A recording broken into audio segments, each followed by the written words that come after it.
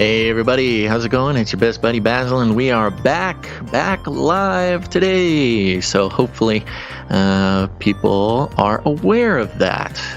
To assist in this situation, I'm going to send out the text message right now. Here it goes. The Canary Cry text message alert system broadcasting out the signal that the show is going live.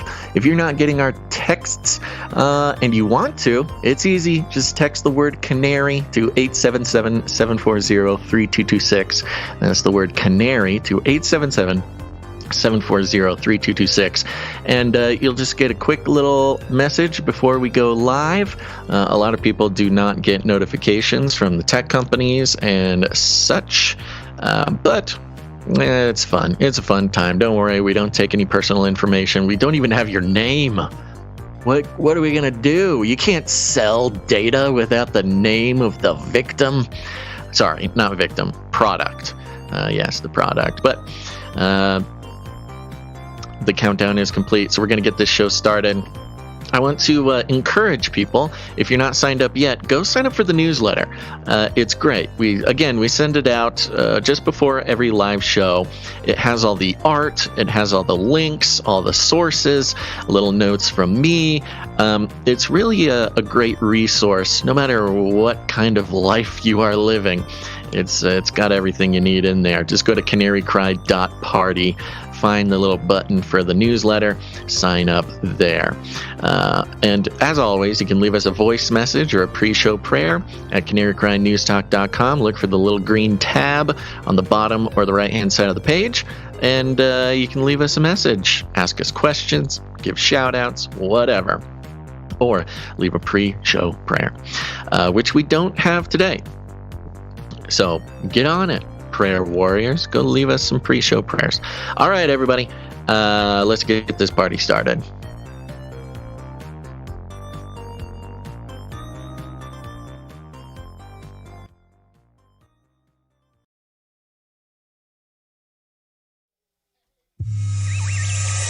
The world is getting crazier. People are acting more and more insane. The end of the world is tomorrow. Tomorrow. There's only one thing to do when the world is falling apart. Listen to Basil and Gonz as they discuss this week's news and events through the lens of Bible prophecy. You are listening to Canary Cry News Talk. You're listening to Canary Cry News Talk. Today is September 27th, 2023. We are live to tape on episode 670, and today, Apocalyptic Air. Signing on from off the grid, Razzle Dazzle. I'm your best buddy Basil, and you are not crazy. Oh, good. Thank goodness. I feel crazy after editing a behemoth podcast episode. My name is Gonz, director of the Age of Deceit Films, your favorite Asian provocateur for Christ, live to tape from California to bring you the best news, which is the gospel message of Jesus Christ, while reporting the egregious with a well-rounded, biblically grounded take on world events. And today's emergent phenomena: breathe in through your nostrils, out through the mouth, smell the days. It's apocalyptic. You can literally smell it in the air, Basil. Maybe it's the nanoparticles. Yeah, that's the smell of nanoparticles in the morning. Well, Gonz, we're going to jump right into it. We will, of course, be talking a little bit about your valiant efforts on the Burning Man episode. And if people have not checked it out, we highly recommend they do that. But first, we got to give a disclaimer. It's time for a disclaimer. Now listen up, YouTube.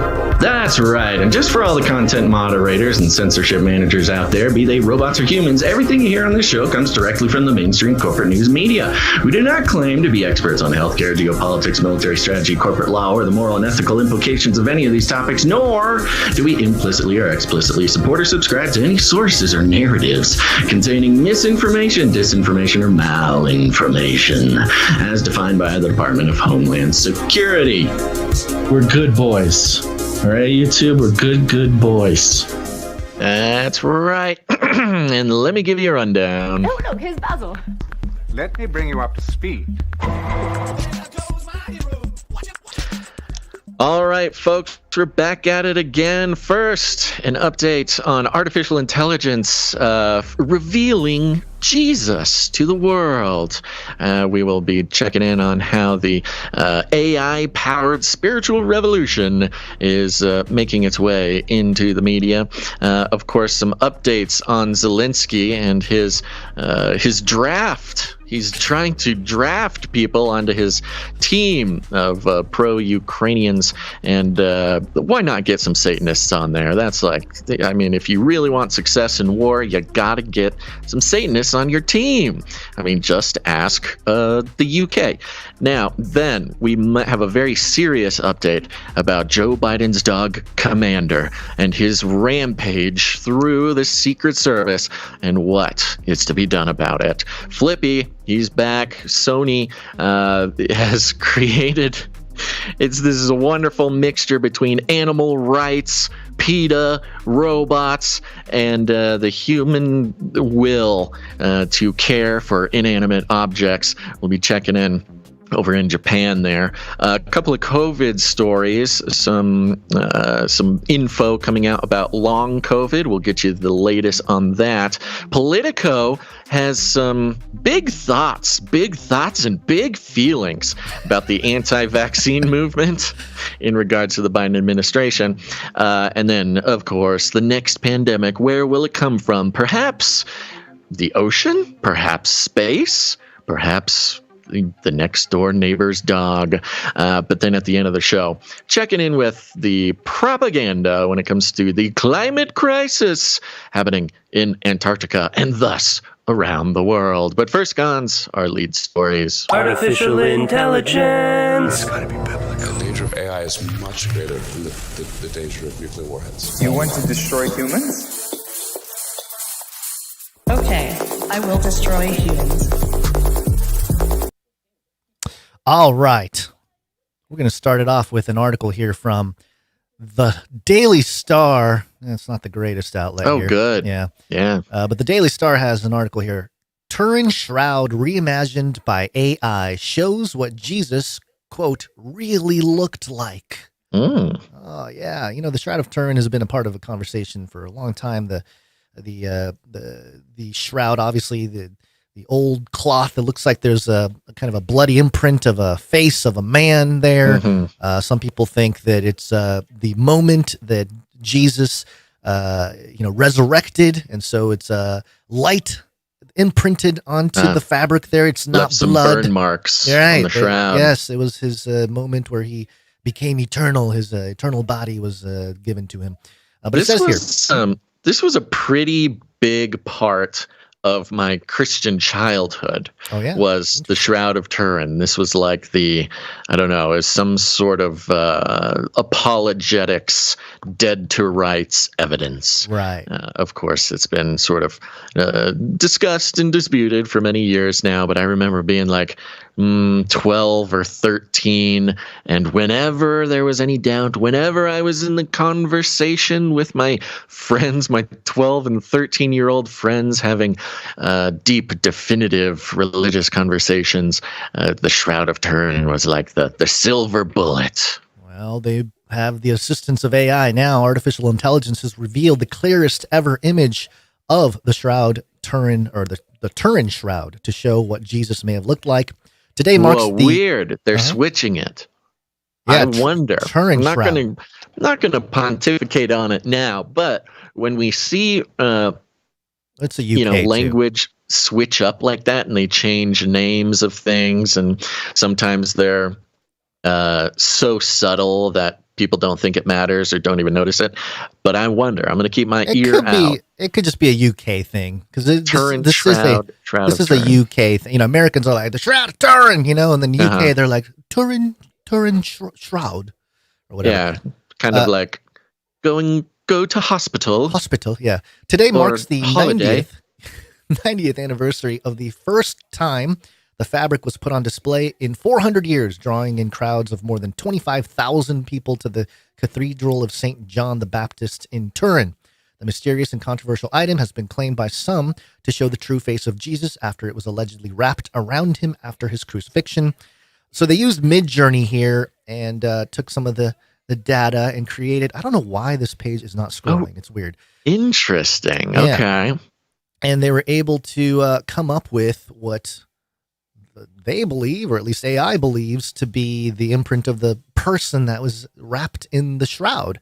And, it's, I suppose it's a very, I don't know, it kind of fits the cultural image of Jesus, if you will. The long hair, he's kind of a little more fair skin, doesn't look like entirely Middle Eastern, although he could be. Got a beard, a little smaller in stature. I think there are, what's the passage from Isaiah that talks about how Jesus was, he wasn't much of a looker, basically, right? There's not like a lot of beauty going on with him, or looks going on. So, it does fall in line with that, but it's one of those issues for me where it's not that important. It's not that important, but people are going to debate it like crazy. Now we got the AI to sort of get in the middle of the conversation. I don't know that it's exactly helpful, because the AI becomes, the sneaky part of the discussion here, because the people start debating about whether this actually looks like Jesus or not, and forget that it's an AI rendering. So right, yeah. I think it's hilarious that they used Midjourney, like a consumer level, free service where you can, upload an image. For those who haven't played with it, you can, make an image just by typing something at it, or you can upload a sample image like the Shroud of Turin and ask it to, create a rendering of the person who was wrapped in this cloth or whatever. So it's like they didn't even have some sort of super special anthropological AI project that was funded by no, it's just Midjourney. A guy went to the website and typed it in. They might have had to pay a $20 monthly subscription or something to jump in there. Yeah, got to get that AI Jesus face to onto the headlines. And of course, this brings up so many eschatological topics that we don't have time to dive into. One being that the Antichrist will present himself as the long-awaited Jewish Messiah. And if that is to be the case, I remember Chris White talking about this in his book, and he wasn't sure if it was going to be a guy who's like, I'm Jesus, I'm literally Jesus, or if it's going to be, a little different, where it's like, oh, it's a guy who's fulfilling the Jewish prophecies, and he's the quote unquote real Jesus because he's the real Messiah for the Jews, kind of thing. Right. So, but it's again, talk about the image of the beast. It is interesting, and broader. Sort of take a step back to it or from it. Is not only is this image, created by Midjourney, but the data of the input, the moment, the question, the answer, all the metadata of the whole situation has now been entered into the AI mega brain. Right. Yeah. So it'll be referred to. Yeah, it'll be referred to later when other people, put in, show me the real Jesus, or, it's show me the fake Jesus, show me the whatever, it's just like part of the hive mind now. Yeah. Yeah. It's very interesting. I saw a lot of Christian well-known apologists and philosophers sharing this on Twitter and X or whatever. And, not necessarily agreeing or disagreeing with it, but it's definitely, the crossroads of religion and AI. It's been happening. We've seen stories about churches using ChatGPT and blah, blah, blah, blah, blah. Everyone's going to start using it, kind of like how Google was used, to start putting together sermons and stuff. And I'm not necessarily in the camp where it's like, oh, it's all horrible and it's all going to hell in a handbasket. I think long-term, absolutely. Short-term, as I've said, products like Midjourney and ChatGPT, they're really fancy, things, but they're not, I'm still not like super fearful about their implications, other than like maybe job some more practical things. Slippery slope. They're not slippery slope. GPT, is not sentient as far as I can tell. Midjourney, those things are very useful tools. Adobe Firefly, it's great for kind of generating some art real quick. It's not, It's not artificial general intelligence. Not like the Chinese. That's why it's going to catch you by surprise, Gons. Well, I'll That's know. why you'll be on your butt while we're all fighting the robot war. Well, when once the Chitty Brain goes online, then we'll really know. Because here we go. Yeah. Okay. All right. Not a single email. Nobody was upset about that, Basil. Let's sure. Yeah. Well, let's check in with Ukraine real quick. The other side of the conversation here. Yeah. Fight for Ukraine, new world order. Devil worshiper. He's a Satanist. Hanging out over in the UK still here, the Telegraph.co.uk. Headline, Zelensky asks Marina Abramovic to be ambassador for Ukraine. This is so bizarre. Mainly for me, Gons, because, we've been doing the fringy conspiracy-y, weirdo online stuff for quite some time now. Yeah.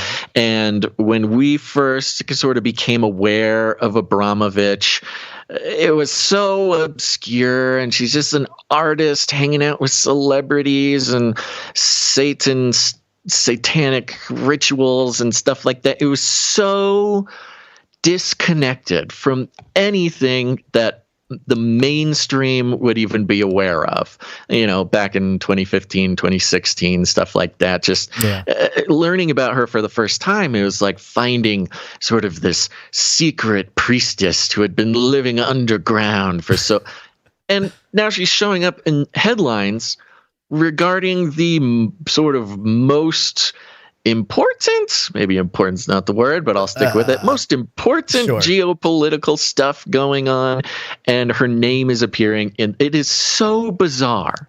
For those who need a reminder, Marina Abramovic, spirit cooking lady, kind of hooked in. She kind of became a center point during the Pizzagate era, 2015, 2016. That's when we all sort of learned about her. But let's see what Zelensky wants. Volodymyr Zelensky has asked Marina Abramovic, the performance artist, to be an ambassador for Ukraine. Ms. Abramovic, a fierce critic of Vladimir Putin's illegal invasion, said the Ukrainian president had asked for her help in rebuilding schools. Schools. Out of all the things you can do, look. You want to teach kids art, I don't necessarily agree with it, but that's one thing. Rebuilding school, rebuilding the entire education system under the Abramovich philosophy is a little troubling. I wonder if maybe we'll find out, but rebuilding schools, I wonder if that's like rebuilding curriculum or rebuilding the literal buildings. The temples where the children shall be sacrificed. Part of her history, of course, as an artist, there's in the spirit cooking stuff, there was a matter of designing spaces. There was a lot of like designing spaces for these rituals to be, and there was like stuff written on the walls in blood. Yeah, there was like goat blood everywhere. Weird architecture. There's all kinds of crazy stuff. And it's this, goes back to this connection between architecture and the occult. Its architecture at its core is like an important part of occultism and, of course, Freemasonry, stuff like that. But yeah, to get a famous satanic artist. Correction. She is not a Satanist. She's an artist, Basil. Marina Abramovic, the Guardian headline from like 2000. When was this? This is a while ago. The headline was Marina Abramovic, again, Guardian. I'm an artist, not a Satanist. Okay. All right. Yeah. Okay. That makes sense. And you actually made a really good point in the Burning Man episode about art and the difference between arts and doing art and craft, like actually putting something together when you're a kid, but then having intentionality and interpretive value to something which is art. So I think that even saying an artist, it's kind of like, oh, you're sneakily saying you're not an open Satanist, but at the very least, some kind of dark spiritualist, because you believe there's power in the messaging and the images and the symbols of blood and whatever on the walls and feces. Which she certainly wouldn't disagree with. Yeah, and you can call her an artist, and not a Satanist. But when her art is so blatantly Satanist. Like goat heads and stuff. Yeah, it's the continuing. Yeah. The 76-year-old Serbian is holding her first solo. I don't know why I put the emphasis sauce on the Serbian. The emphasis on Serbian. You got to get Serbians, man. Yeah, the 76-year-old Serbian is holding her first solo exhibition. That's weird. Her first solo exhibition in the UK, and is the first female artist to have a major show in the main galleries of the Royal Academy of Arts in London. Okay, they really like her. Some bona fides there. Yeah. Visitors to the exhibition must squeeze between two nude models to enter the show. Yeah, get this lady to build the schools, because she's obviously very thoughtful about the sort of architecture of her gallery appearances. You know, why make a regular door frame like some sort of plebeian architect when you can build a door frame out of two nude models? Yeah, get this lady on the school board immediately. Visitors to the exhibition must squeeze between two nude models to enter the show, or opt to bypass what one journalist dubbed the naked gates. Yeah, good for kids. Naked gates. Ring, ring, ring, ring, ring. Recess is over, kids. Come back in. Come through the naked gates. Perfect. Quote, I was the first artist to support the Ukraine war against Russia and to give my voice. Wow. It is definitely a repetition of history, she said in an interview with the Modern Art Museum in Shanghai. Taking a lot of credit there. Yeah. Quote, I have been invited by Zelensky to be an ambassador of Ukraine to help the children affected by rebuilding schools and such. And such. Ooh, that's a pretty loaded and such, isn't it? Such. What do you mean and such? She added, quote, I have also been invited to be a board member of the Babin Yar organization to continue to protect the memorial. Yeah. Do you know what Babin Yar? Kind of looks like Babylon when it's spelled out. It does look like Babylon, yeah. The Holocaust Memorial Center to Jews murdered by the Nazis in Ukraine was damaged by Russian missile attacks in March last year. Ms. Abramovic installed her work Crystal Wall of Crying at the Memorial Center in Kyiv 4 months before Russia invaded Ukraine in February 2022. And look at this thing. Or at least this is one of the pieces of art. The four crosses at the Royal Academy of Arts. It's like it's a giant cross made out of squares. Is made of coal and has large quartz crystals sticking out of it. Visitors can touch the installation, which mirrors the Western Wall in Jerusalem. Interesting. Yeah. Well, there you go. It goes more into more of her work and stuff. But, you know, considering how the world sort of was first introduced to Abramovich during the Pizzagate era, spirit cooking, you know, Hillary Clinton type of phase. Yeah. To now have her and her art continuously. This was not just a one-time thing. Continuously sort of displaying occult themes, satanic imagery, nudity, stuff like that. Even some strange art with children sort of being depicted.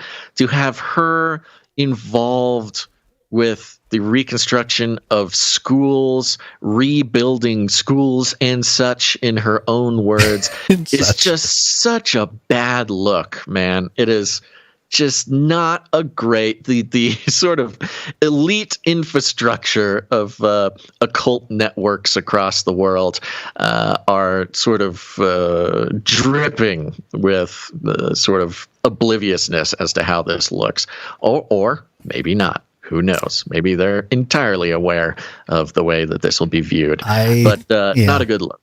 I think this is, we know, what is going on with my mic? Something's up with my thing, and it's a little fuzzy. Yeah, it's been, it's back. Hello? Sounds Check. Can you hear me?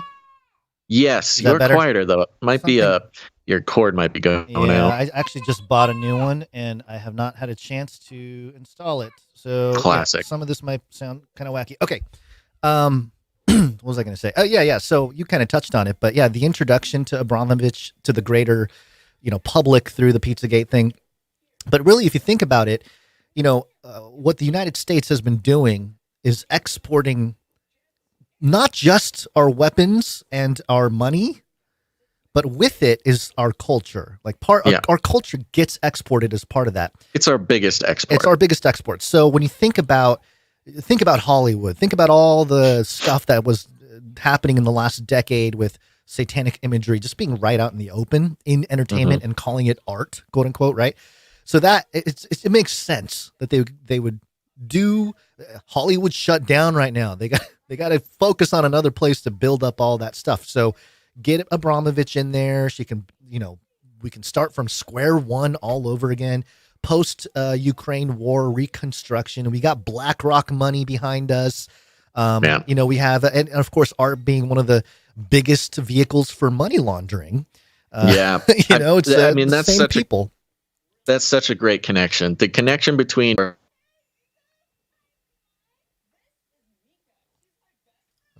You there?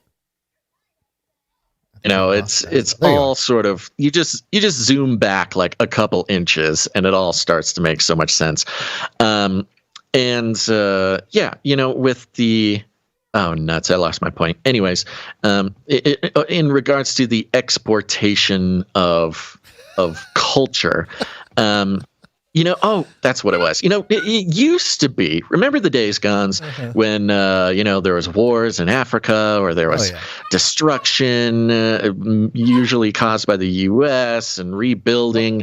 They would call upon Christians. I mean, you think of Desmond Tutu, you think of the Red Cross, which was sort of originally a Catholic charity type thing. It's usually, this bishop is coming in to rebuild the schools, or this charity is coming to help with the rebound from war or whatever. And now it's just, forget the church people, forget the Christians. We're going to get satanic artists to help rebuild the world after its destruction. What says, it sounds obvious now that I say it out loud, but it is a fun switcheroo. For those of you watching on screen, I have these images from apparently something she did, like a photo shoot she did in Geneva. I don't know where exactly this is from, but it's Geneva, Switzerland. No, it's not Switzerland. It's a bunch of little Asian kids. So maybe, I don't know where this is, but it's pictures of these little kids, maybe 5-6 years old, all holding, I don't know what weapon that is. It is a gun. I don't know if it's an AR-15 or what. I can't tell. I'm not a gun. People in the chat are saying it's an airsoft gun. Are they airsoft guns? Okay. I mean, that's what she says. This was an art piece of hers. Right. So again, she has a child army. They're all in fatigues, green fatigues. There's a bunch of looks like Asian children, and they're all holding guns, rifles in their hand, pointing them straight up in the air. And she is standing right in the middle of the ranks, sort of looking very proud of her child army. It would make sense then to have her be the education person to get guns and all take him out of the hands of Americans, put him into the hands of Ukrainian children. Just a quick, you can see in the chat here, Guns, there's a few people saying all the sound is going in and out. That might be a different problem than what you mentioned earlier, but check. Here I am. Keep it. Well, they say it's for both of us, so I think sounds like a streaming issue. Okay, real quick before we move on here, we need the update on the Biden's dog commander. Oh, here we go. Got hairy legs. Got hairy legs. Got hairy legs. Hairy. Got hairy legs. Hairy. COVID. This is the United States of America, for God's sake. Not a whole lot to say here. We've been following the trend for many years now. For yeah, we can say years. That's pretty at least 3 years, I want to say, 2 or 3 years, we've been following the saga that is the Biden's dogs, and not just a single dog. It's his whole family of dogs, some of which have passed on, and the drama that they cause, and perhaps the messaging being sent from the animal kingdom. This is coming from Yahoo.com. Joe Biden's dog Commander bites Secret Service agent in 11th known incident. We've got another one. This dog is absolutely out of control. Has bitten an 11th known Secret Service member. American hero. President's youngest. Yeah. I'm just saying, he's an American hero. He is, there's some consideration. Perhaps he's a Republican operative. Oh, it's Trump in a dog suit. The president's youngest German Shepherd bit another U.S. Secret Service agent, making this the 11th known incident. President Joe Biden's younger dog Commander bit another U.S. Secret Service officer this week. Commander, a 2-year-old purebred German Shepherd. Oh, yeah. Ugh, that's kind of loaded, but okay. Bit a Secret Service officer around 8 p.m. Monday. Oh, I love it when they give the exact time and day of this dog attack. I don't know. What were you doing at 8 p.m. on Monday? Because I can tell you what Commander was doing. I was trying to finish this Burning Man episode. That's true. You're probably sitting in the editing chair while this dog was feasting on the blood of federal officers. The injured officer was treated by medical personnel and is doing okay following the incident. Just okay. Not doing great. Not doing horrible. Yeah. Just okay. USSS Chief of Communications Anthony Guglielmi said in a statement to CNN, this recent incident would be the 11th known instance of the dog biting a Secret Service officer at the White House and in Delaware. And then it goes into some of the previous reports. Now, it's always been our theory that there's some, this is at least a coincidental metaphor that lines up with Biden's experiences as president. If not metaphor, perhaps messaging from either Commander the dog or God Almighty. Who knows? Previously, this sort of first became an issue during the Black Lives Matter riots and the dog attacks. I kind of interpreted to mean or to reflect how Biden was sort of classic corporate establishment Democrat, was losing control of the sort of radical left and, had no from what he may have thought as a little pet, a loyal friend, the radical left was turning on him. But now, I mean, it kind of follows the same interpretation, I think. This dog will just not stop hurting people. Kind of like Biden in the White House. Oh, yeah. Yeah. The number 11 is kind of interesting, too. The fact that it's getting headlines at 11 because in numerology, 11 is a master number. Ooh. 9/11. Master and commander. Master and commander. Yeah. It's a balancing of the spiritual insight from the duality, the one in the one, it's the whole thing. So, sure. maybe commander is weaving in some numerological messaging so that the media has to take it and run with it. So I don't know. I don't know what's going on over there, but better watch out. Better. This has to be the most violent president's dog situation. Oh yeah, in American There's a history. quote here. Yeah. One Secret Service agent characterized the dog as extremely aggressive. I believe it's only a matter of time before an agent or officer gets attacked or bit. Misunderstood. He's not being aggressive. He's just misunderstood. A spokesman for the First Lady, Jill's spokesman, says the First Family continues to work on ways to help Commander handle the often unpredictable nature of the White House grounds. It's sort of at least a metaphor for Hunter Biden. Like it shows the Bidens are like completely out of control. No matter how many steps they take to help their dependents, like their 50-year-old son or their dogs, no matter how much they try to control and it makes you question the childhood of both these dogs. They say these dogs, the pets in general, they sort of respond to the personalities the of their owners. attitudes. Yeah, exactly. The personalities of their owners. So, and you could say that's same for children. So, if Hunter's having so much trouble and Commander's having so much trouble, maybe there's something we don't know about the Biden private life. White House officials have previously said the environment, meaning the White House, is unique and often stressful for pets, and that the Bidens had worked on additional leashing protocols and training, as well as establishing those dogs off the human body sacrifices, the blood. Yeah, they need a robot, is what they need. They need a robot to walk their dog, because if the dog is on a leash, it's gonna bite whoever's carrying the leash. So either you need a robot dog walker, or perhaps Gons, robot dog. I was going to say, based on the Flippy update that we'll get to, we should do a Red Book prediction on which president, within the next few years is going to have a robot pet dog. The first robot dog. Yeah, it'll happen within the next. That will happen. It will be a part of. It'll be like in the final phase of the propaganda to get the public to accept robots into the home. Is there will be robots. It'll either be a robot butler or a robot dog in the White House. Yeah. Okay. With that, Guns, let's keep it moving because it is Wednesday. It is Wednesday, my dudes.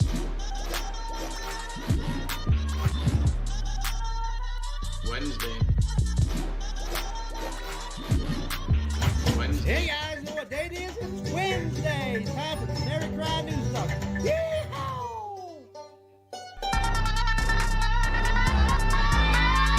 Wednesday, my dude. It is Wednesday, my dudes. It is Wednesday, Gons, and that's what I'm saying. We can't stop here. We got to keep moving. Right in the middle of the week, it's time to push forward, and time just keeps on slipping into the future. It feels like it was just Sunday yesterday. Yeah, and I was kind of blown away at the fact that we didn't do a News Talk episode for a week. It was a whole week. Was it a full week? Last Wednesday was the last show. That is crazy. We skipped Friday and Monday for the sake of editing the Burning Man episode. And pretty proud of the whole thing. Go check it out if you haven't. But yeah, that took up a lot more time and energy than expected. I almost lost my family over it. I mean, it was a whole thing. The whole thing almost fell apart getting that episode out. So so go listen to the episode, folks. Go listen and enjoy and share the episode because sacrifices were made, not just by Gons, although primarily by Gons, but also by the rest of the Canarium for having to go without a couple of episodes. And of course, that's just kind of due to our own inability to set realistic deadlines because you sent out the email ready to publish on the 23rd and I'm like, whoa, you set a date. Like all those other crazy people setting dates, especially on the 23rd. I was just delivering the message that I had received from you, which I should have known better. I was to trust your timing. I actually fell asleep one night. I was supposed to edit after everyone went to bed. Well, went to bed with him and I woke up. You fell asleep at night, Gons? How dare you? We've got producers out there. I know. It's the only time I can get stuff working. But I do want to say, just put it on the record, very, very impressed with what you did with that material. When I'm out there getting boots on the ground stuff, it's kind of chaotic and hectic and as much as I like to try to make a plan in my head for how the episode will ultimately turn out, it's really up to the editor, to sort of take all of the bricks that I brought home and put those bricks together into something cohesive. And it was a long one, folks. This is like a 5-hour episode, which is a fun throwback to a lot of our older work. And I did question why it was so long. And, there was some things in there. There were some recordings that, just to give a peek behind the curtain here, there were some of my recordings from Burning Man that I did not imagine would even make it in to the thing. Like I wasn't expecting some of those recordings to even make the cut or have any place in the episode. And you found a way. In fact, you not only found a way, but you perhaps discovered the best way to present the episode, not just informationally. First of all, folks, the episode is incredibly informational, but it also gives a really good sort of audio experience of what it is like being at Burning Man, because those two different things, and we have addressed those two different topics and presentations in the past in separate episodes, but it was a wonderful sort of conglomeration of the feeling of being at Burning Man and the data that we collected on our research trip there. So go check it out, folks. It is now on YouTube. It streamed yesterday. So the YouTube version is up, the RSS feed podcast versions are up. It's kind of everywhere. I'm not sure if it's is it on Rumble and stuff? It must be. Yeah, right? it's streamed everywhere. So, and on YouTube, you got to hit the live tab to find it. We might just upload it separately so it's under the video tab, but it should be everywhere. I would encourage people to share it with as many people as you can. I mean, it's, I know we're a couple weeks after Burning Man and kind of the hype has died down, but it did give people a chance to be sort of inundated and flooded with bad takes and, people who don't know what they're talking about running their mouth about Burning Man. And this is, I am convinced, the most informative and important piece of content created on the subject, and a wonderful mixture of both, a sort of emotional impact and an intellectual value to it. So go check it out, share it around, send it to your other favorite podcasters. I kind of want to hear from some other creators what they think. Especially Christian podcasters. I'm very curious send about. It to your pastor. Yeah, because one of the things that I wrote it into the text of the description, but this is really the what the Camp of the Unknown God is doing, and what you guys did out there is the bleeding edge of Christian apologetics in the 21st century. You guys are doing the foundational work of how Christian apologetics will probably look in the next 10, 20, 30 years, 40 years, unless the Lord returns. Yeah. So I think it's very important. As usual, we are way too far ahead for our own good. Yeah, that's true.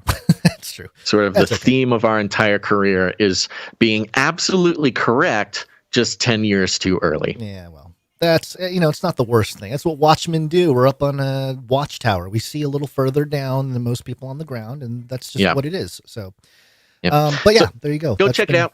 Send it to your pastor. Send it to Christians. Send it to your church members. Whoa!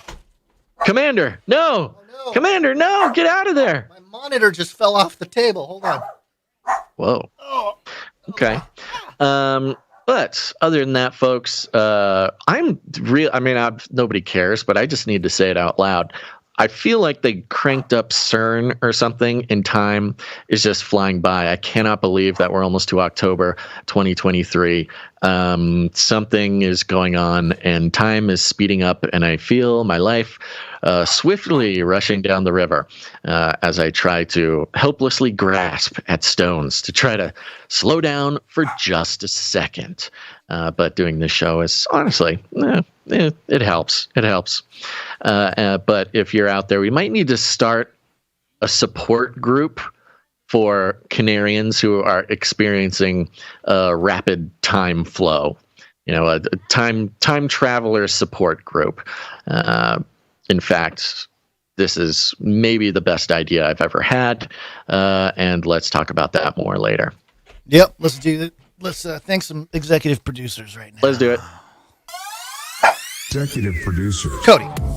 Yeah, folks, we are on the value for value model, which means we take no corporate money whatsoever. In fact, we eschew cartel and commie money while we're at it. We do not engage in the practice of selling your attention, your consciousness for our own personal gain to corporate interests. The show would not be able to be what it is. It would be horrible or perhaps even canceled by now if that were the case. But we are kept alive by the value for value model, which means if you get any value out of what we do, you can put value back in with your time, your talent, or your treasure. It's the only way that we have survived, and it's the only way we will survive into the future.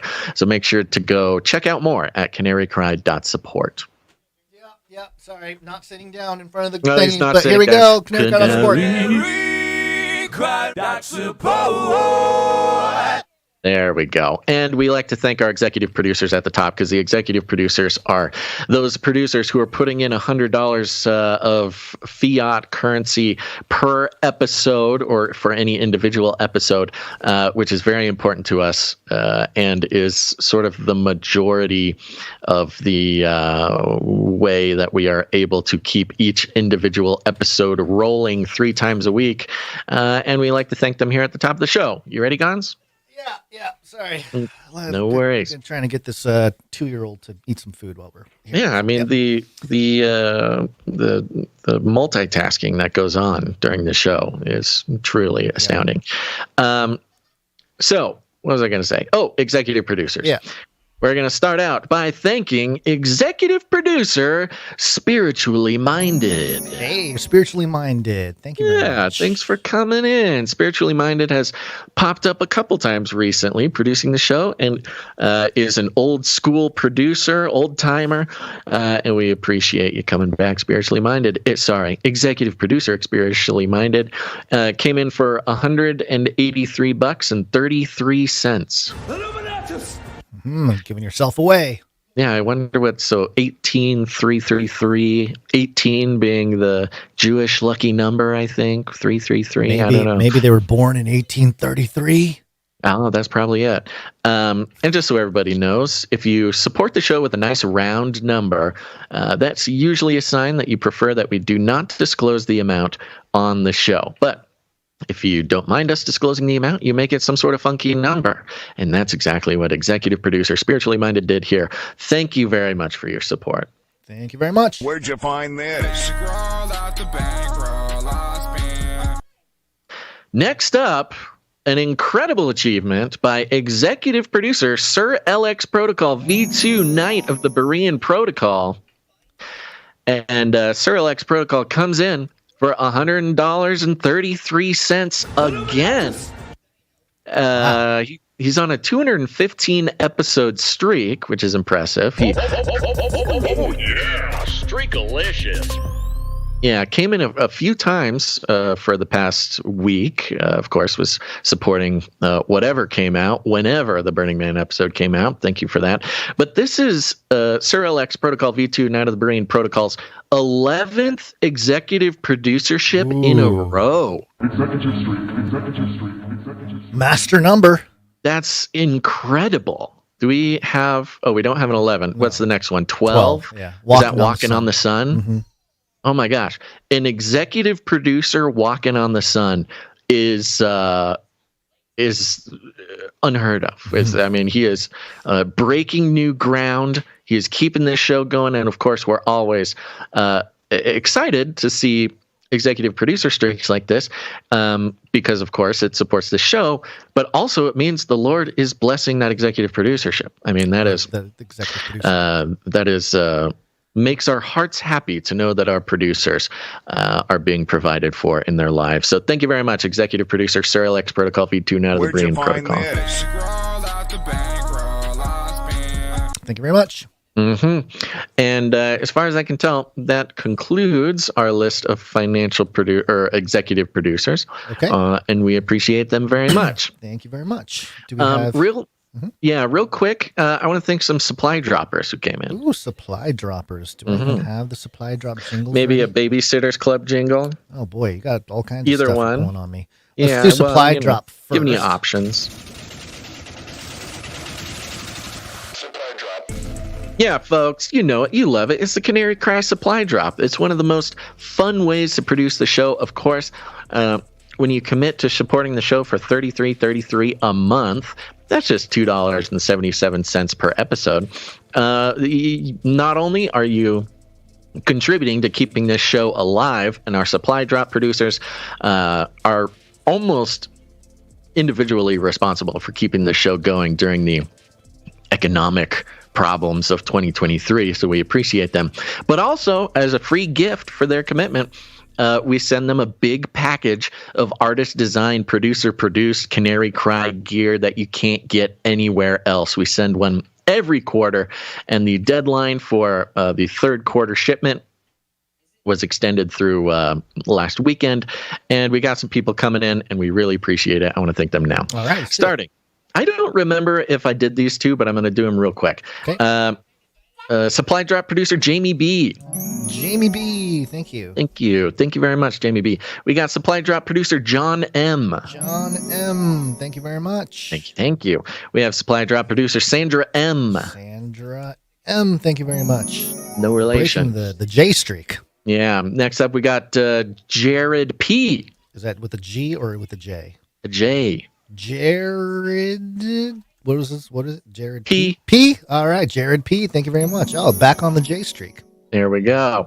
And we got supply drop producer Elmo. Elmo.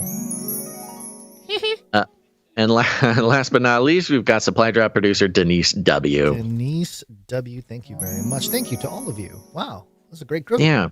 Yeah, it is. These people slipped in, and part of the bonus that they were getting for signing up was they will receive a DVD copy of Age of Deceit 1 as a bonus, because we had some left over from the print run. And, of course, quarter 3 will include a DVD of Age of Deceit 2. But it's not too late, folks. You can sign up for the fourth quarter supply drop, which will include Age of Deceit 3 and Gons. The countdown is on, because Age of Deceit 4 will be in the first quarter shipment of 2024. Keep that in mind. Will it? Keep that on your What's deadline. my deadline for that? Yeah, probably. Let's not pull another Burning Man episode where it comes out 5 months later. Because I had the plan is to release it in Q1, or I guess technically it would be Q2. Yeah. No, release it. April. You'll release it somewhere in January, February, or March. As long as it's done by like mid-March, we should be able to get it out in the shipment in time. All right, fire up all the AI accounts. I gotta get AI to do most of the editing for me. Oh, great! Yeah, that's what we need. The AI, keeping everybody abreast of the New World Order, Nephilim spiritual warfare connection. Okay, I think that's what we will do, and we are done. Heads up, just a quick heads up. Listen up, folks, and hopefully you didn't skip this, especially if you are a Texan, a Canary Cry Texan, which so many of you are. We love you, Texas. There was a last-minute meetup, a last-minute flyby meetup has been planned by Organized Sheep in Austin, Texas, today or tonight. I should probably get the exact time correct, but you can find 1 the p.m. info. So it must be going on right now. Oh, it must be going on right now. Okay, wow. Well, big shout out to the Austin meetup. I don't know if you guys are streaming right now, but they hopefully some people made it out there. They're at Suds Monkey Brewing Company in Austin, Texas. If you're in Austin right now, head on down there, meet up with some other Canarians. You can email organizedsheep@proton.me for more information. Big shout out to the Austin meetup. Yeah. Okay, good. That's it. Let's keep moving. All right. Well, let's move into a flippy update. We like to move it. Oh, hold on. Don't worry. I'll continue to sing the very good song from Madagascar. I like to move it. Flippy update. Do you want fries with that? Yeah, it's the Flippy update, folks. Flippy is our colloquial name for the disembodied robot arms that are taking our jobs, enslaving our children, and flirting with our spouses. We use talking about Flippy as a way to explore all the new, fun, and exciting ways that robots are taking over the world. And now there's nothing we can do about it. Today's Flippy update is coming from TweakTown.com, the highly reputable source, TweakTown. And there's sort of a, gaming technology type of outlet here. But the headline is Sony Japan has created a foster care program to find new homes for unwanted Aibo robot dogs. The robot dog problem has continued. This is another level. This is the next level issue for this. This is very interesting. Yes, this is sort of a very compassionate solution to an incompassionate problem, I guess. We've followed this robot dog thing in Japan for quite some time, and they've had robot dogs available on the market for far longer than we have, and these are the cute toy kind, but Japanese people took a real love to these robot dogs. I guess it's easier than regular dogs. They're huge fans. We've reported on a couple other of the idiosyncrasies of the robotic dog community in Japan, but Sony Japan, the company that creates the dogs, has had to create a foster care program. Well, yeah, to find new homes. It goes like this. You have a comment before we start? Yeah, before you jump in, because I made a little post on X, Twitter, to sort of run down just a brief history of where, how we got to this point here. So basically, Sony released Aibo in 1999. And they published, made new models every year until 2006. And then in 2013, they ended support for Aibo because, Sony has to do all the back-end software upgrades and blah, blah, blah. They ended support in 2013. In 2014, they completely shut down the repair shop, and your microphone is falling off. So that's always fun. And that's when a lot of the elderly started to complain because, Aibos were no longer supported and they were no glitching longer out. Fixed. And so all of the old people who have gotten very attached to their robot companion were getting upset. The story we reported on in 2018 was about the Aibo funerals. So these people were really upset about losing their Aibos. And so at Buddhist temples, they were conducting like actual religious funerals for the Aibo robots, and you got people in the kind of in the pew area crying and things like that, so it's like a real thing. And then there was another one in 2018, and that's the same year that they released the new model, which is the ERS 1000, which is the particular robot in question, or in the, is that one made of liquid metal? No, but it apparently outlives its elderly people, and now they need to have a foster system to get them into the homes of the next generation of elderly. So good. Or lonely. I mean, the robot love propaganda that is so strong in the United States. I mean, there's a big resistance against the robot love stuff in the United States, but Japan has absolutely been in love with these robots for quite some time. Yeah. The article goes like this. It turns out even robot dogs grow old or can no longer be cared for, as Sony Japan is launching a special Aibo foster parent program to find new homes for aging ERS 1000 Aibo robot dog companions. The ultimate goal is to reduce e-waste. Not because they're for real dogs, and the only alternative is to put them down. Oh no. Sony's Aibo companion robot dogs retail for $2,899.99, almost $3,000 for these dogs. And according to the description, they develop a, quote, unique evolving personality through everyday interactions, bolstered by, quote, lifelike expressions and a dynamic array of natural movements. And with that, they form real bonds with their owners. Even so, the Aibo foster parent program sounds bizarre. Oh, a little judgmental, TweakTown. For owners that cancel their Aibo plans, i.e. no longer able to care for their robot companion, they can donate them to Sony, who, after providing necessary treatment, that's in quotes, providing necessary treatment, will send these robot dogs to Aibo foster parents, including medical facilities or other institutions that could use a lifelike robotic dog. You know, the human race has an incredible ability to create connections with inanimate objects that require their emotional investment. as if we didn't have like other things that we could be putting our emotional energy towards. Well, I don't know. It's not just an inanimate object, though. It's a corporately controlled product. Spying device. Yeah, right. And it's incredible that, you know, humans can make a connection like this. It's just interesting in sort of a, I don't know, philosophical or scientific way. But then to put corporate sort of, here's the thing. They have got to be making money on this somehow.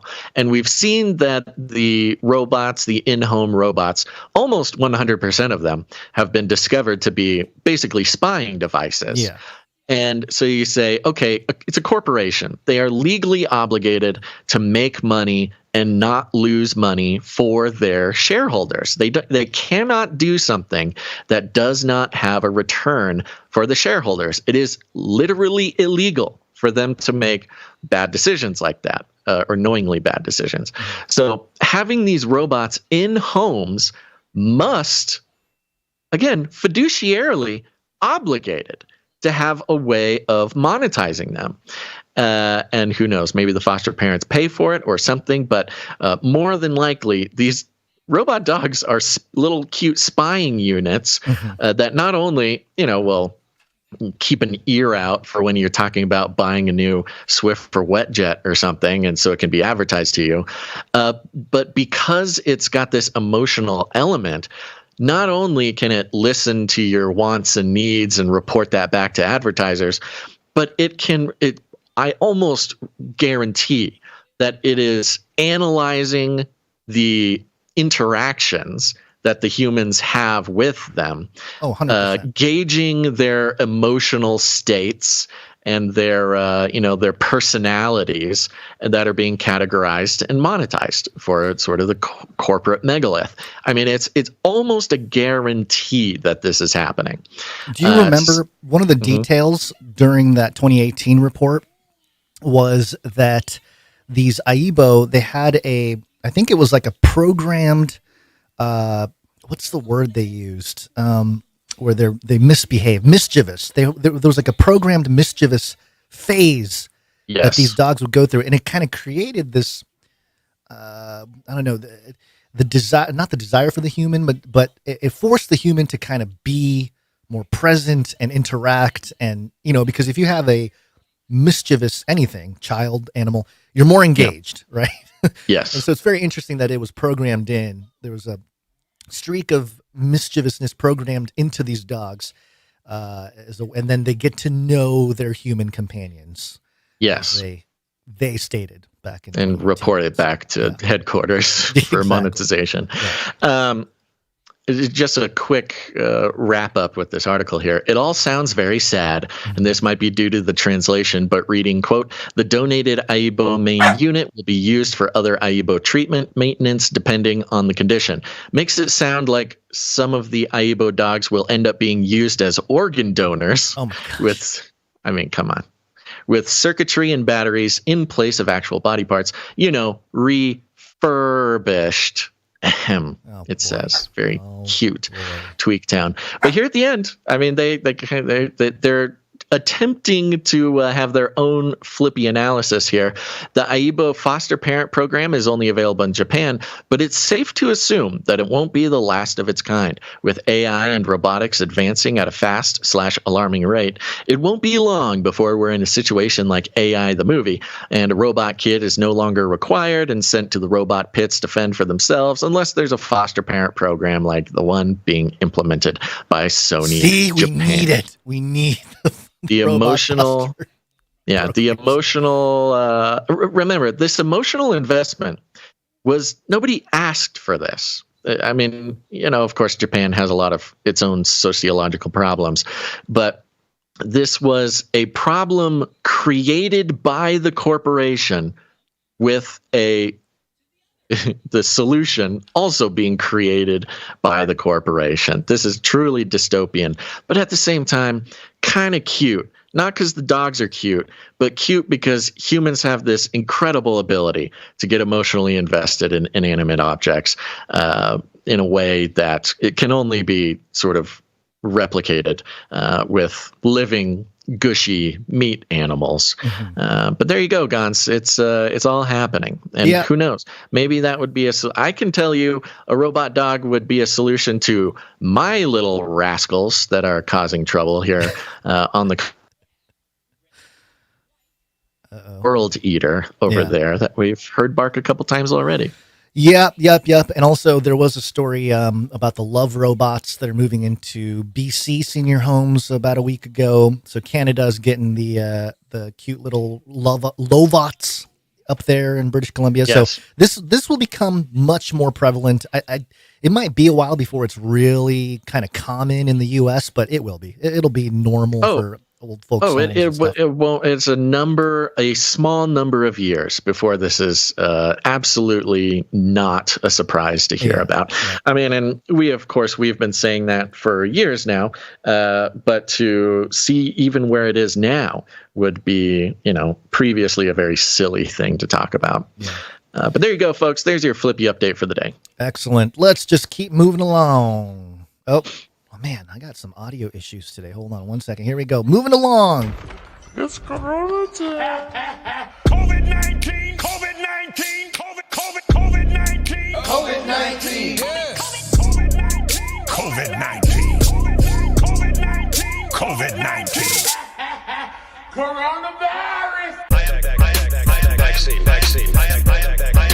vaccine. Vaccine, number one way.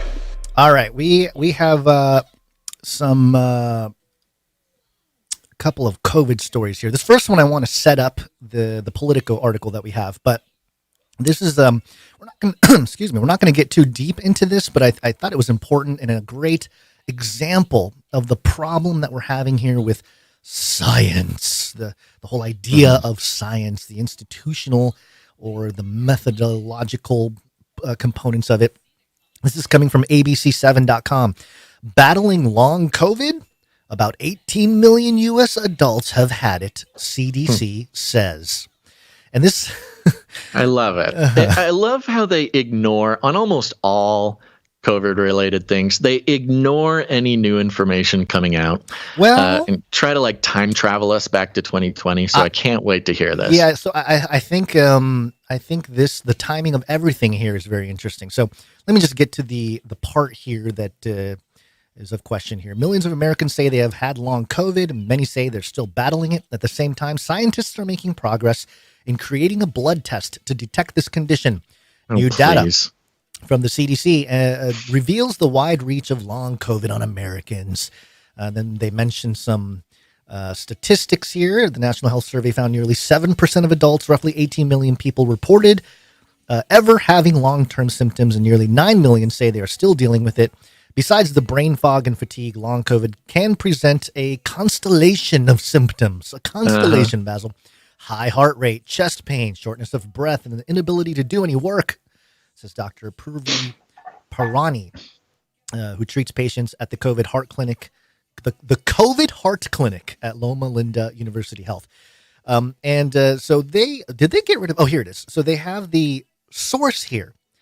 They mentioned that there isn't a test that confirms long COVID. That sentence is written in this article. There isn't a test that can confirm long COVID. But in a new journal Nature paper, scientists at Mount Sinai and Yale, Skull and Bones, discovered certain immune markers, and cortisol levels were different in people who have had long COVID compared to those who don't.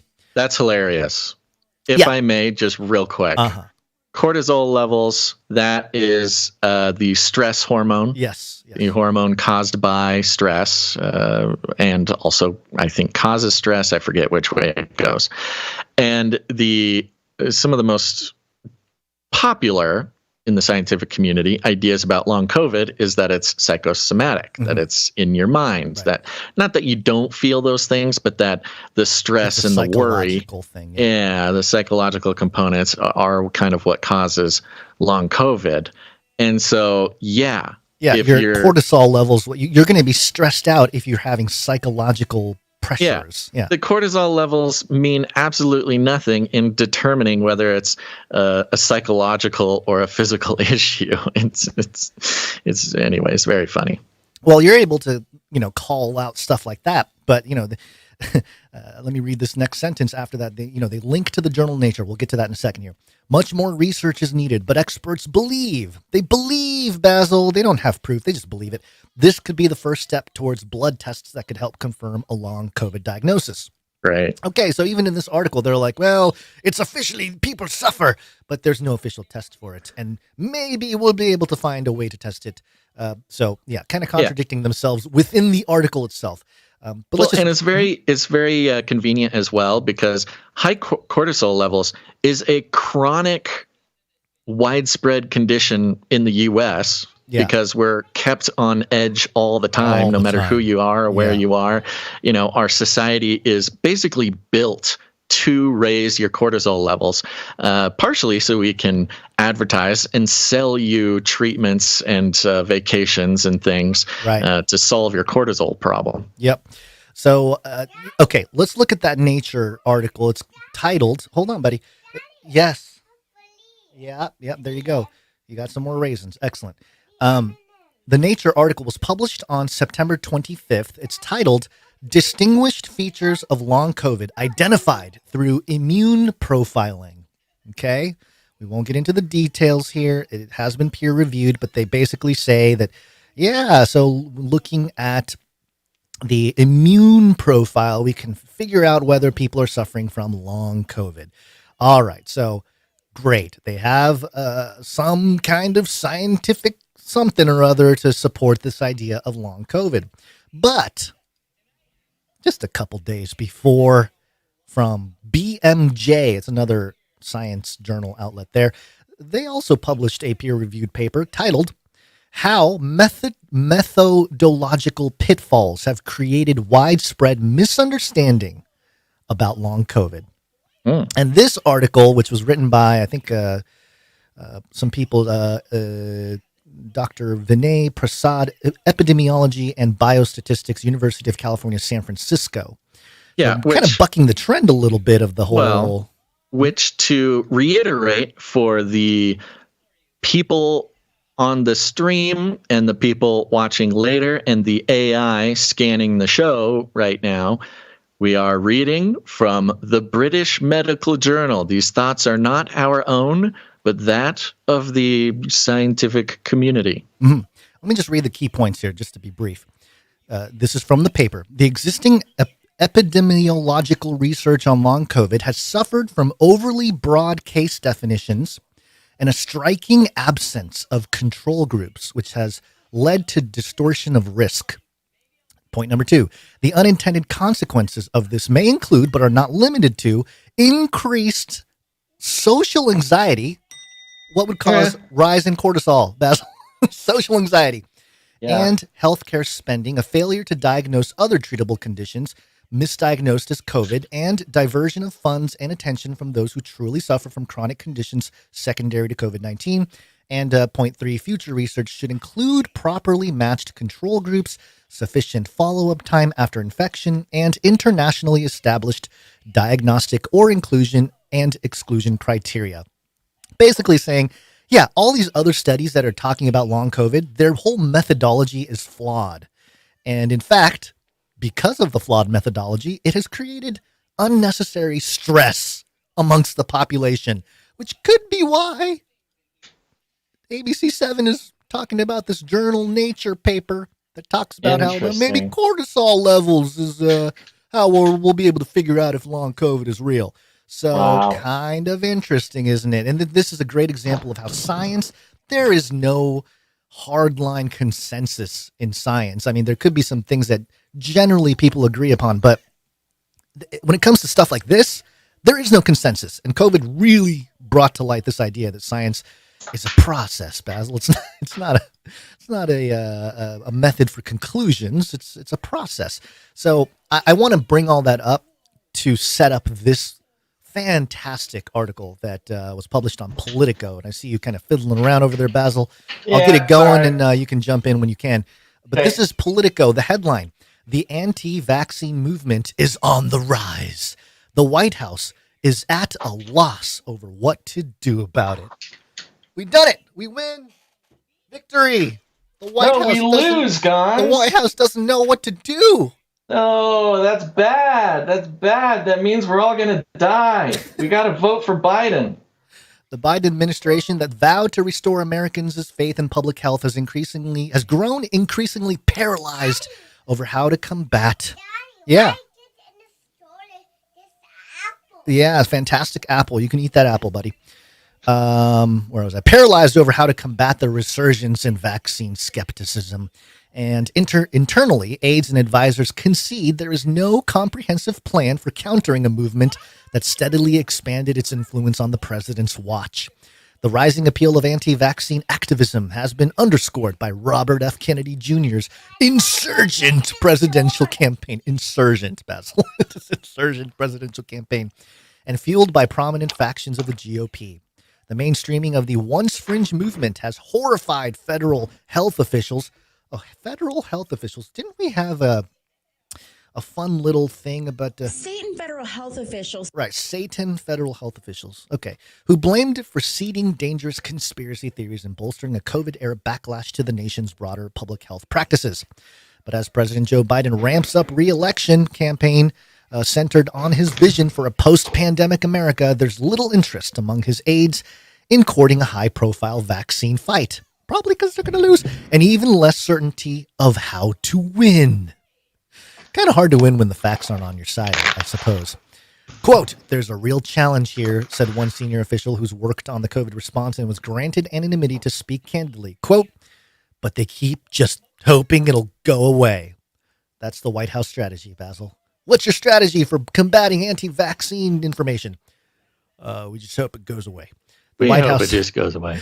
Reticence is compounded by legal and practical concerns. So they basically talk about how the Biden officials were basically handcuffed the past 2 years by the Republican lawsuit over the administration's initial attempt to clamp down on anti-vaxxers who alleged the White House violated the First Amendment in encouraging social media companies to crack down on anti-vaccine posts.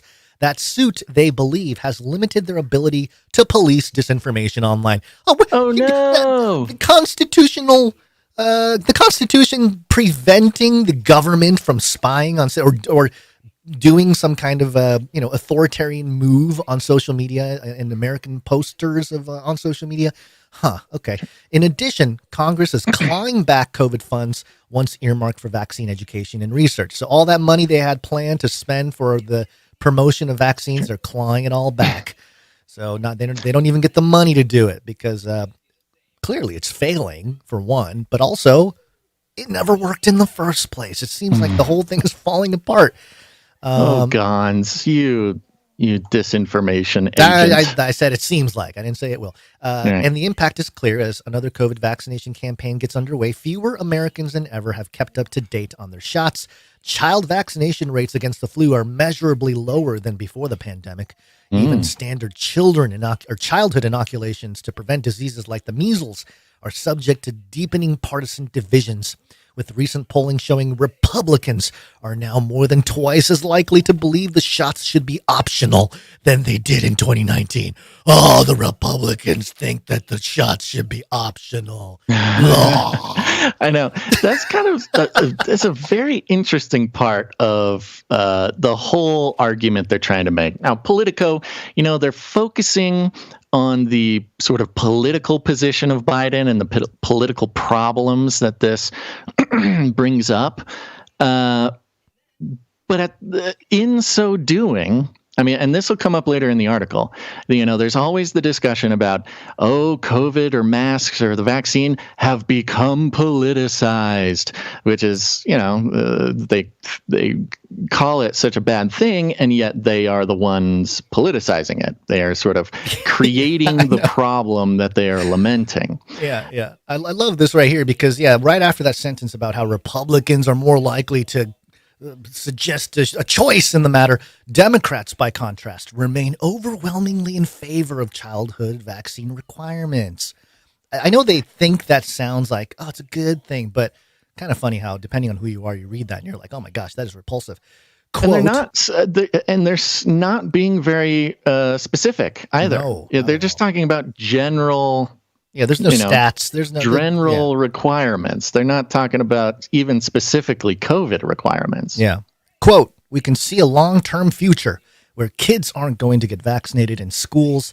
Diseases that we once thought had ended will roar back, and kids will get sick and die from 100% preventable conditions, said Lawrence Gostin, a Georgetown University public health professor who has advised the White House. Quote, "This will cost lives in the long term."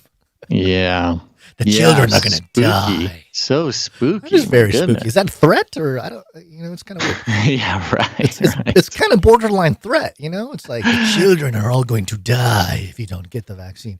Anti-vaccine sentiment isn't new. Oh, Politico. Wow, really? And then they talk about 2019. Okay, anti-vax going all the way to 2019. What a historical problem. Like this quote here: "Science-based information has been and continues to be the Biden-Harris administration's North Star. It will continue to work to share accurate information to protect the American public." And again, if science is their North Star, it's just what do we do about the discrepancies that we saw in the last thing, where there's two studies that are contradictory in nature. One saying long COVID, we figured out long COVID. The other one that says, no, the methodologies of long COVID are very poor. So if they're going to lean on science, what are you talking about? You talk about the politicization of anything. Talk about masks or vaccines or COVID or whatever, origins, whatever it is. It's obviously being politicized relentlessly. Yeah. And we can argue about who's politicizing it, but the media is eating it up either way. Yeah. The illusion that the science is settled. Yes, that is sort of that is the entire basis for politicization. It would not be politicized if the science was settled. Yeah. And the problem is that it's really unfortunate that I have to fear losing our YouTube channel to state the obvious from sources from the British Medical Journal and other official places, to say the words that the science is not as settled as they need it to be effectively politicized. In fact, calling the subjects politicized is actually an attempt to minimize the fact that the science facts aren't is not on settled. their side. So just make it sound like that it is, because nobody's going to check. Yeah, and it's look, I'm not sitting here saying that everything that the government puts out about science and health policy is wrong. That's not what I'm saying.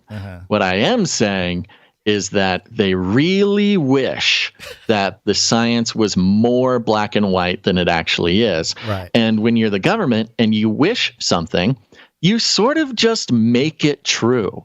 And that goes... Yeah. No, that's not just about this either. I mean, that includes, Trump. That includes Biden. That includes anybody in politics. It is... Something is not politicized until a politician makes it so, and it's an attempt to cover up a lack of actual scientific consensus. Right. And again, that's not my opinion. That is what you see when you actually look at the science. Yeah. Let me for the sake of time, this last part is really the kicker for me from this article. So it talks about all the issues they're having. Yet the Biden Health Department no longer has the resources to run the sprawling network of community-level initiatives that proved effective in boosting trust in the vaccines early in the COVID response, as congressional support for COVID funding has dried up. Remember the TikTok influencers? Remember all that? No more funding. Those still trying to make headway lamented the inability to keep up with fast-moving conspiracies spreading across social media, leaving them overwhelmed by the flood of myths and misconceptions that gain traction before the government can mount a response. Quote, "This is asymmetrical warfare by definition," said one former health official who worked on the administration's public health messaging. Quote, "We will need the people who have the levers to change that equation to focus on this issue. Listen to this. No, let me finish. Yeah. Being right is wildly insufficient to win a public debate. Wow. Being right is wildly insufficient to win a public debate. Wow. Oh my goodness. To see it written in black and white that they consider the public acceptance of government COVID information as warfare. Yep. They are 100%. Being explicit about it, that they are not, that is not a metaphor. He is explicitly saying that it is literal warfare. By definition. By definition, which goes back to what we've been harping on fifth generation warfare. Right. Warfare is not what we have grown up thinking it is. Yeah. And that's not metaphorical or allegorical. It is literal warfare. In fifth generation warfare sort of definitions, that it's not even between nation states all the time. It includes corporations and is primarily fought on the battlefield of public opinion. And again, that is not a poetic way of saying it. That is the literal way they define fifth generation warfare. And they are explicitly saying in Politico, we are in a fifth generation war, and the war is for the minds of the people. Which that cannot even be a controversial statement. That is just a statement of the facts. Yeah, I mean, there's more to dig into here. They kind of jump into the past and I mean, I think we get it. That's the important part there. Yeah. And just to follow up, a quick thing about oh my gosh, the next pandemic special here. Oh, it's real quick, because yes, just gonna mention. DailyMail.com.uk. Researchers in China discover new virus lurking at the bottom of the world's deepest ocean trench. Oh, good. Yeah, just to get the bullet points. New virus from sediment in the Marianas Trench, group of islands south of Japan. Japan. Virus infects and replicates inside bacteria that are usually found in the deep ocean. So watch out, bacteria. It's bacteria COVID is coming for you. And that's the long and short of it is. But we're always keeping an eye out for the next pandemic threat because we, want to participate in the the sort of crowd intelligence that will help the government respond properly to viral threats. We don't need gain of function research. We have viral threats coming up from the ocean. Let's focus on that, folks. Come on, let's band together. We need to. I think it's interesting. One notable part about this, it being off the coast of Japan, is it's sort of geographically in the line of flow from the Fukushima radiation stuff. So this could be like a radiation evolved or whatever, radiation, I don't know, adjacent based virus that is now. Or maybe supercharged. It was like a normal little bacteria. It got nuclear power. Yeah, it's like a Marvel superhero story. Yeah, exactly. A Marvel villain. Yeah. So keep an eye out for that, folks. Don't drink ocean water in Japan. Sure. The other aspect of this from scripture, you obviously have the beast with 10 horns and 7 heads that rises out of the sea. Mm-hmm. Maybe this bacteria evolves into a ginormous beast. Yeah. That carries the kings of the world on its head. Yeah, you figured it out. Yeah, you figured it out. Let's take a second. How should we do this? Let's thank some producers. Let's thank some producers. Go through all that, yeah. Value for value. We take no money from corporations, commies, or cartels. I want to start out. I'm going to run through some of our financial producers who made this episode possible. We appreciate them very much because value for value, man. That's why we're still alive. Yep. And I want to start here with producer Geraldine. Geraldine. Geraldine.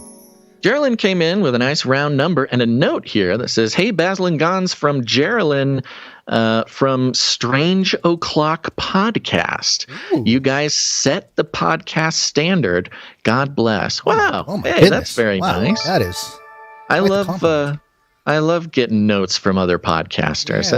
That's very kind of you to say, Geraldine. Strange O'Clock Podcast. I'll have to go check them out. I like the name. That's a very cool name. Strange O'Clock is a good name. All right, we'll check you out. Thank you very much, producer Geraldine. Yep, thank you. Next up, we got producer Paul S., who increased their monthly support to a nice round number. Appreciate that, producer Paul S. Paul S. We also have the return of producer Julie S., who came in with a nice round number. We appreciate that very much. Sent a note that is not to be read on the air. Okay. Thank you very much for that note, Julie S. Thank you, Julie. And then, of course, we've got producer Malik W. Malik. Yep, Malik. On a streak, 21 episodes in a row, 21 gun salute.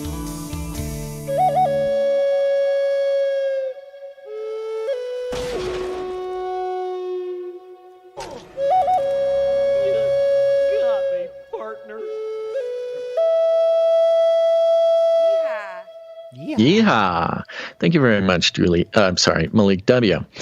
That concludes our list of financial producers who came in the amount of $7.77 or more, which entitles them to have a note read on the show. We got a few people who came in under that amount. We'll thank them real quick, starting with Dr. Who Done Dat, who is on a 10-episode streak. Thank you, Dr. Who Done Dat. We got Veronica D on a Truth 336 episode streak. We got Sir Casey the Shield Knight. Ooh, Sir Casey the Shield Knight. Sir Casey the Shield Knight. Wow. Thank you, Sir Casey. 349 episodes in a row. We got Dame Gale, Canary Whisperer, and Lady of X's and O's. 309 episodes in a row.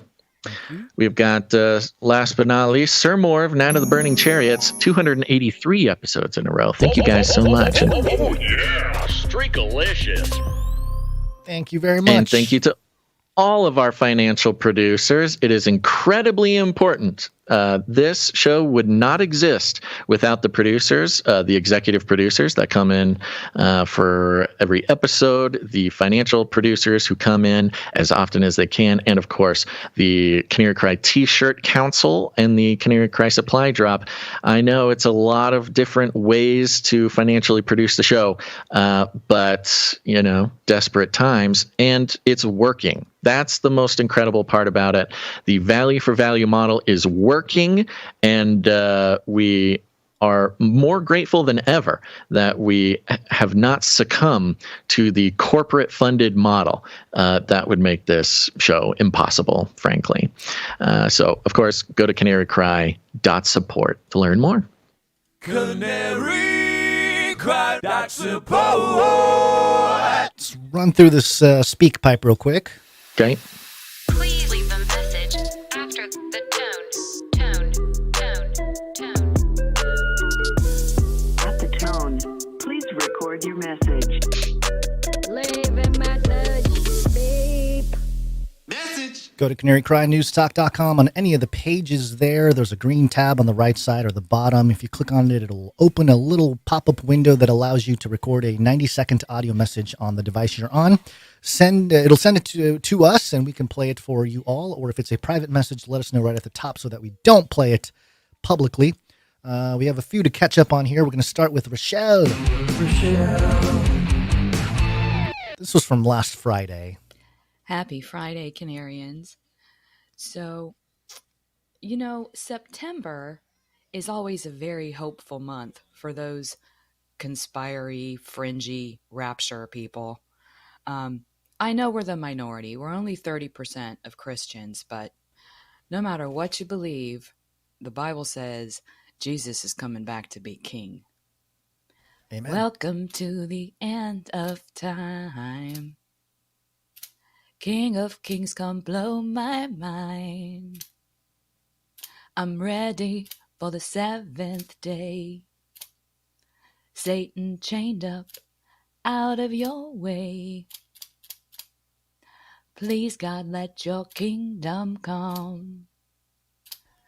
On earth, let your will be done. Sing praises as I see the sign. All is lost, but I feel fine. The world and the evil sway. The devil comes to dance and play. But the Father has sent the Son to destroy the works of the wicked one. Stay strong for Jesus. Thank you very much, Rochelle. Good to hear from you, and sorry for the couple days late on that one, but appreciate it as always. Mm-hmm. We got something from Elder Dave. I think Elder Dave was, cut That's off the Silly top Goose there. Elder Dave. Silly Goose Elder Dave. The biblical word for brotherly love is Philadelphia, but I'm sure you know that because both of you may have been born yesterday, but you sit up all night. I am about 40 miles west of Philadelphia, is where I live.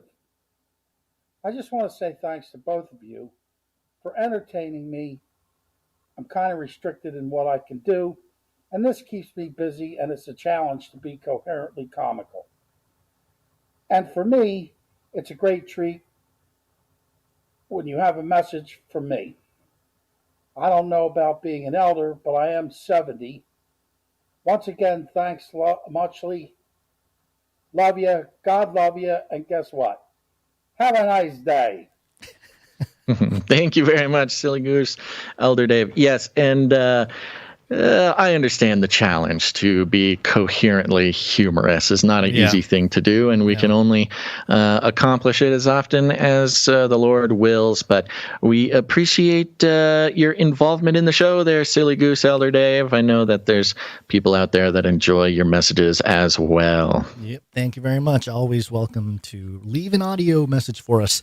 All right, we got something from the Sentinel. It's been a while, the Sentinel. Mm-hmm.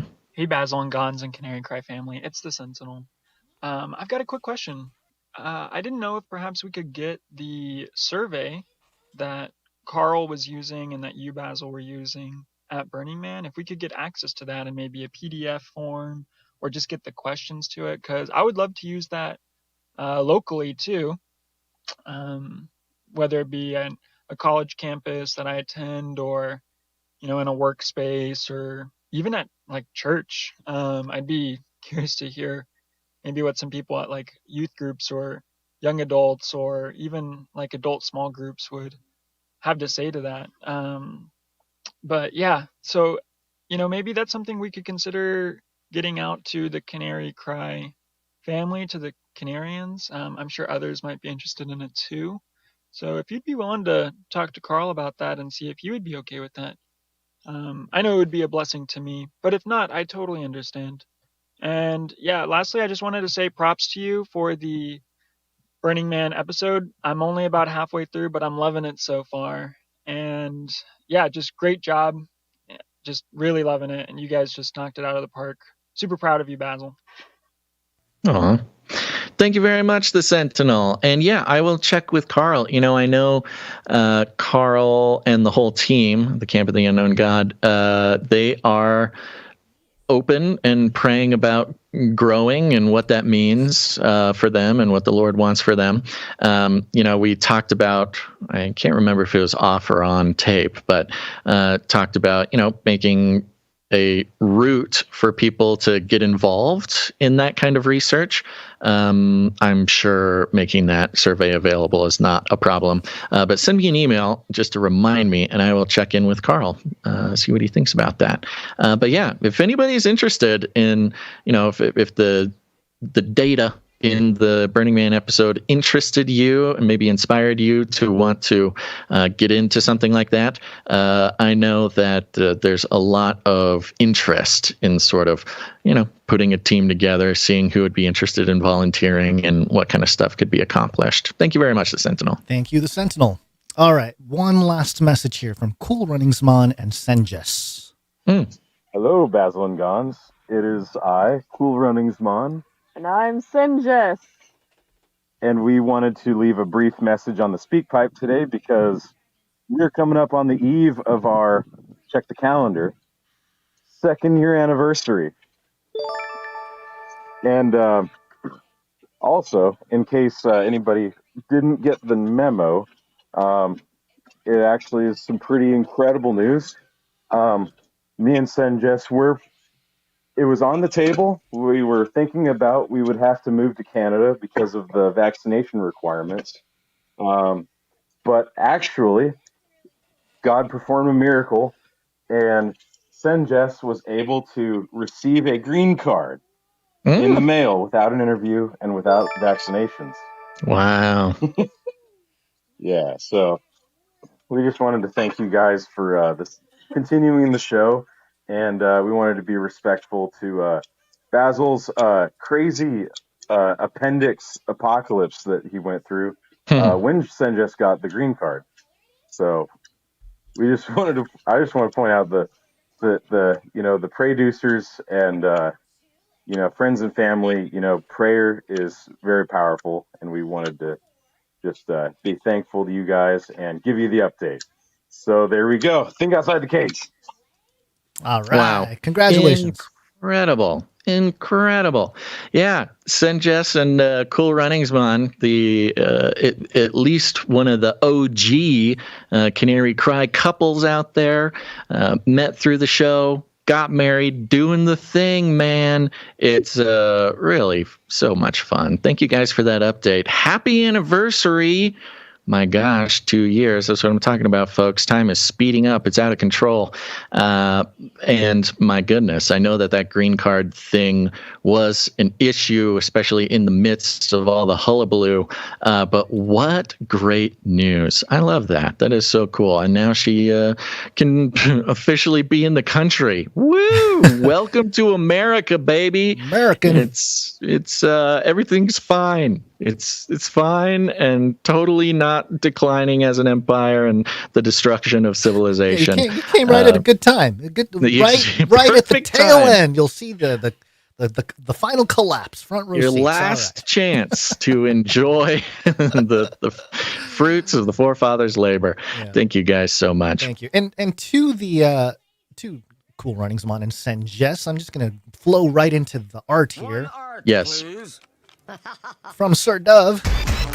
One art piece from Dove. Because Sir Dove said, peace for today's artwork. I made an anniversary card for the first couple of the Canarium who are celebrating their 2nd anniversary on Sunday.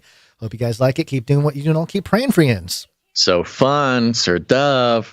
We've got the background here is of a bobsled track, and on the bobsled track, well, of course, it says "Happy Anniversary" up there on the top, and on the bobsled track is a bobsled based on the Jamaican bobsled team, which is being piloted by a big number 2 wearing very fast glasses, and on the front of the bobsled here, it has the 924, September 24th, which is their anniversary. It says Cool Runnings Jess, which is their couple's name, apparently, I'm guessing, through context clues.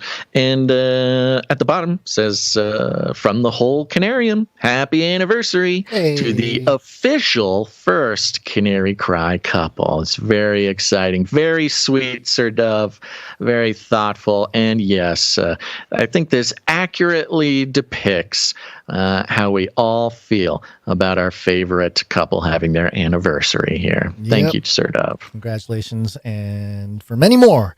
Real quick, Pizza Rat came in. It's been a while since we've seen some art from Pizza Rat, but Pizza Rat came in with a note. He says, brains, Baz and Gons as the gamesters of Triskelion. I don't exactly know what that is. You probably do. Triskelion, I'm not sure. We'll have to look it up. It sounds like perhaps some sort of, I don't know, Star science Trek. fiction It's a Star Trek reference. thing. It's a Star Trek reference, yeah. That makes sense. Yeah. Well, this is a really fun piece by Pizza Rat here. You've got 2... just luscious looking brains. Of course, my brain is looking nice and pink. Yours is looking a little orange, Gons, but, Racist. Fatherhood is difficult. The Basil brain has a big VR headset with googly eyes on it, expertly offset, like mine continually end up. Yours is wearing your famous prayer hat and your glasses, and done in impressive sort of Old English font. We got Basil and Gons, CCNT, and a little pizza rat down in the corner, which is the way he signs his artwork. This will look great on some thumbnail artwork. Oh, yeah. Thank you very much, Pizza Rat. Thank you, Pizza Rat. Okay, real quick, audio production. We got one. Audio production.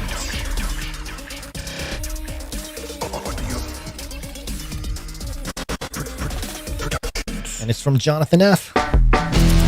Jonathan F. Yeah, he's documented this 48-second clip here. Just Netanyahu speaking on peace and security at the UN meeting. End quote. Now, in countless meetings with world leaders, I made the case that Israel and the Arab states shared many common interests, and that I believe that these many common interests could facilitate a breakthrough for a broader peace in our region. Thank you.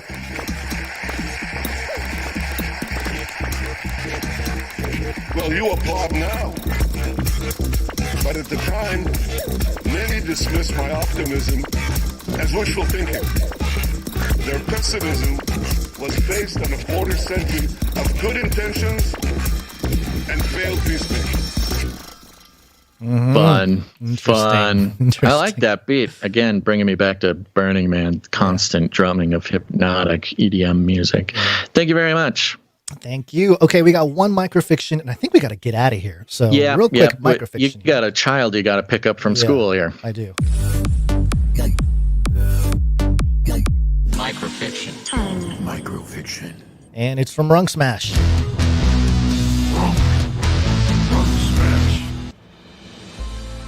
Knowing he'd made a mistake, he clutches the orb and takes off at a sprint. His legs burn as he nears the next drainage access point. Deftly, he leaps up and grabs the decaying concrete ledge and pulls himself to relative safely with one hand. I wonder if it's a robot hand. Oh, thank you very much, Runk Smash. And remember, if you're a creative person, if you have the imagination of a child and need to express your love for the show or whatever, you can go ahead and upload. Upload that art, whether it's music, jingles, visual art, whatever it is. Go to canarycry.art, canarycry.art, and you can upload that to our spreadsheet, which allows us to put it on the show, canarycry.art. And if you have an article you want us to take a look at, go to canarycry.report for that one. And unfortunately, we're going to have to save the Antarctica update for next episode on Friday. We will be back, folks. Do not fret. And of course, we want to thank all of our producers with their time, their talent, or their treasure. I'm going to skip down to thanking our timestampers. Hold on. Dog barking, trying to pack at the same That's time. Okay. I'm scrolling. Timestampers or Clippies? Which one? We're doing Clippies, timestampers? Whatever. I was trying to save time. But. Okay. This is here we go. Where's the sound? Clipping all those videos. Thanks. Yeah, go check out the Canary Cry Clips channel, Canary Cry Clips channel over on YouTube and Odyssey. And thank you to the Clippies for all the work you've done for those channels. Is this show nice and clipped up and smaller and more digestible there for sharing and research purposes? And I'm hoping that we'll be able to ramp up the clipping again here soon. But thank you to our current Clippies and to any future Clippies who want to get involved in clipping the show. Very basic process. Send us an email at canarycryradio@gmail.com. But thank you very much. And that's only possible because of the timestampers. Timestamp, it's hard work. Timestamp. Yeah, the time stampers. It goes into so much of our back-end processes, and we are very appreciative of these time stampers giving us their time and their energy. And the time stamper for episode 669 was Jade Bouncerson. Yep. Thank you very much, Jade. Thank you to Jam for the links. Thank you to Lottie for sending in an article. Thank you to Clank for clanking away.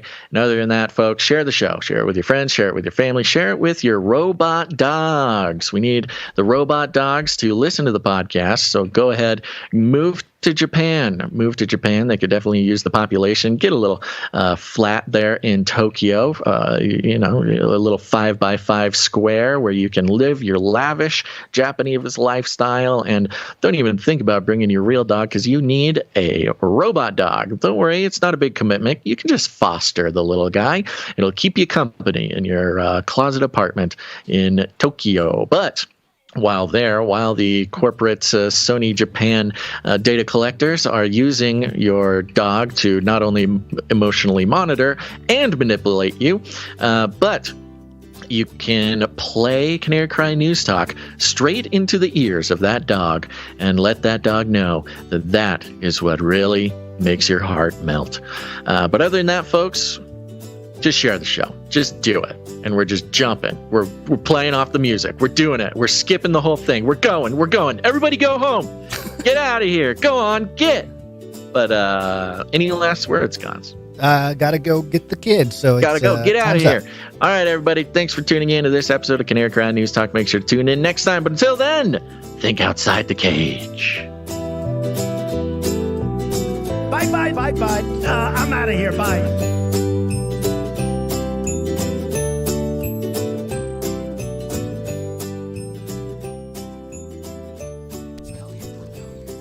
Take no money from corporations, commies, or cartels.